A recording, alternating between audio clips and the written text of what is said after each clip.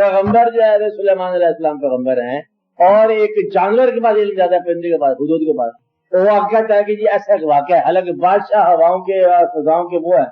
تو وہ پرندہ کہتا ہے جی ایک ایسا واقعہ ہے، ایسی حسن ہے، ایسی خوبصورتی ہے جو ان کے علم میں نہیں ہے۔ پھر وہ لانا چاہتے ہیں تو قدرت نہیں ہے، قدرت کا آدمی پاس بیٹھے خاموش کئی سالوں سے، وہ چپا کے بولا کہتے یہ کوئی مشکل کام نہیں، ادھر گیا تھے لے لو ادھر ہے، تو پاس ان کے بیٹھے، ان کا مرید ہوا نا، تو مرید جو ہے وہ جن ہے کہ کون ہے، وہ پاس بیٹھا ہوا ہے، اور ان کے پاس اتنا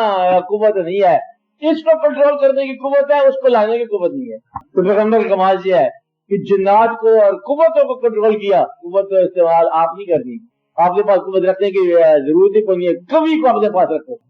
کمال یہ ہے۔ تو جب ہم یہ کہتے ہیں کہ وہ کبھی کو اپنے پاس رکھتے ہیں، قوت نہیں رکھتے، تو ہم یہ بھی کہہ سکتے ہیں کہ وہ غنی کو اپنے پاس رکھتے ہیں، خزانہ اپنے پاس نہیں رکھتے۔